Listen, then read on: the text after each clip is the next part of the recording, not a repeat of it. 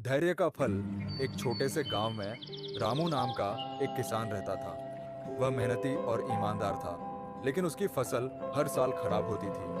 हर बार बारिश की कमी या बाढ़ उसकी मेहनत पर पानी फेर देती थी। वह बहुत निराश हो गया था।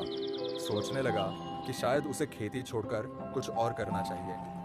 एक दिन वह गांव के बुजुर्ग व्यक्ति के पास गया, जो हमेशा सकारात्मक रहते थे। रामू ने अपनी समस्या बताई। बुजुर्ग ने मुस्कुराते हुए कहा, बेटा, कठिनाइयों से घबराना नहीं चाहिए। याद रखो, हर समस्या में एक सीख होती है।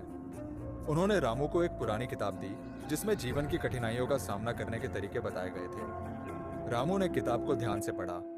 उसमें धैर्य, मेहनत और निरंतरता की बातें थीं। उसने निर्णय लिया कि वह हार नहीं मानेगा। वह अपनी फसल के लिए और मेहनत करने लगा। उसने नई तकनीकें अपनाई, मिट्टी की जांच करवाई और सही समय पर पानी दिया। गांव के अन्य किसान उसकी मेहनत को देखकर हैरान थे, लेकिन उन्होंने उसका मजाक भी उड़ाया। समय बीता और रामू की फसल ने अच्छा उत्पादन दिया। उसकी मेहनत रंग लाई। उसने न केवल अपनी समस्याएं हल की, बल्कि गांव में दूसरों के लिए भी एक मिसाल पेश की। अब गांव के अन्य किसान भी उसकी तकनीकें अपनाने लगे। उनकी फसलें भी बेहतर होने लगी। इस कहानी से हमें यह सीख मिलती है कि जीवन में कठिनाइयां आती है, लेकिन धैर्य और मेहनत से हम उन्हें पार कर सकते हैं। कभी-कभी हमें सिर्फ एक सही दिशा में बढ़ना होता है और सकारात्मक सोच बनाए रखनी होती है।